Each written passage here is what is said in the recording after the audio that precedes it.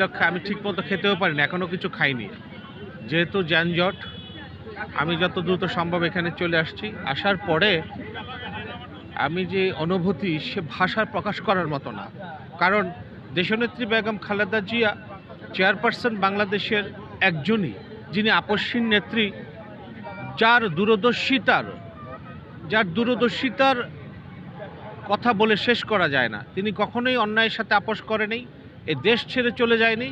আমার আজকে বারবারই মনে পড়ছে যে এ দেশ আমার জন্ম, এই দেশ আমার সর্বশেষ, এই দেশে আমার মাটির জন্ম হবে। সেখানে তিনি যে কথাটা বলেছেন, সেই কথাটা আজকে সম্ভবত প্রতিটি লোকই এবং প্রতিটি মানুষই এটা হৃদয়ে ধারণ করছে। দেখবেন আপনি ইতিপূর্বে 111 সরকারের সময় সকলে দেশ ছেড়ে পালিয়েছে, তখন ম্যাডাম বলেছিলেন এই দেশে আমার, এই দেশ থেকে আমি যাব না।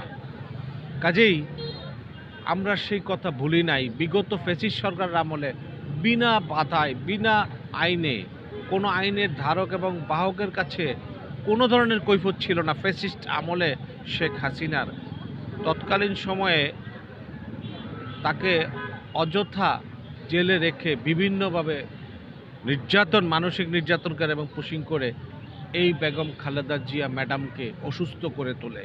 তারপরেও রাব্বুল আলামিনের কাছে আমরা সর্বক্ষণই তিনার আজকের এই দিনে মাগফিরাত কামনা করছি।